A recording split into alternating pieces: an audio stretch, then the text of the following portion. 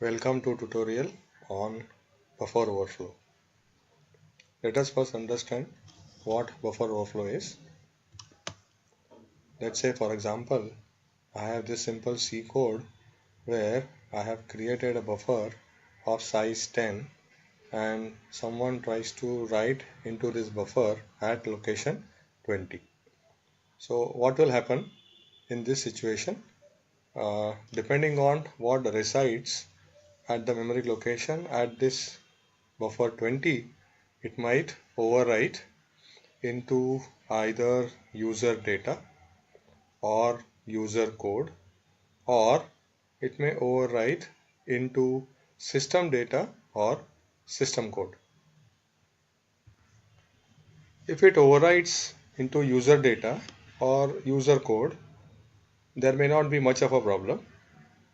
Only user data or user code will be overwritten and some user data and user code will be affected. But if it overwrites into system data or system code, then it may create a lot of problems.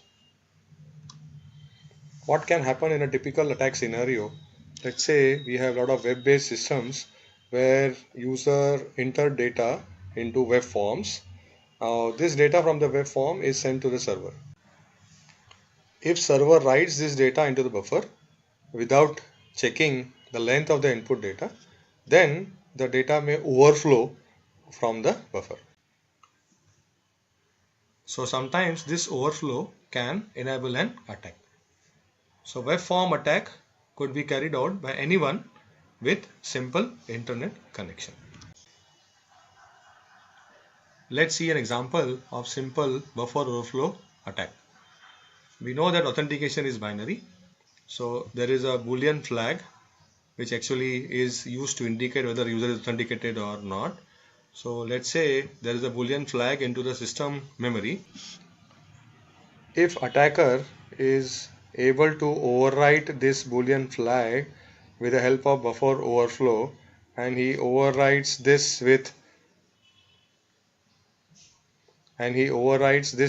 let's say true, then the authentication can be actually bypassed.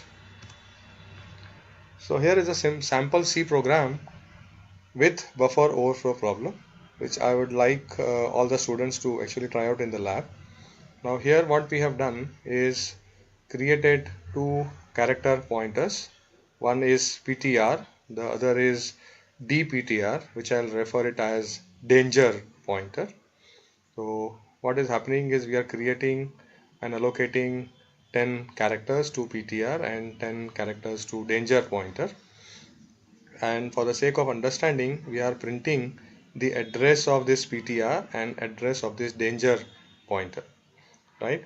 And then there is a prompt to enter a string from the user, and this string reads some string in pointer PTR, right? And then this command is system command, which actually takes the contents of this danger pointer and executes this command in DOS mode.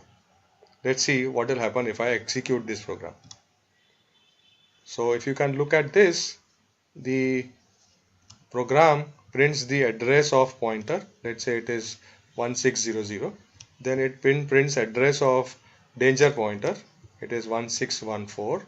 And then if the user enters this kind of string, this is actually overflowing the buffer. If you look at the address of this danger pointer, it is actually 1614.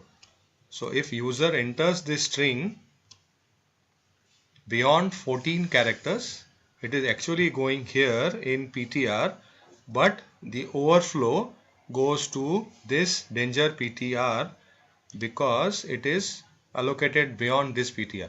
So what will happen? This dir will actually go into this danger PTR.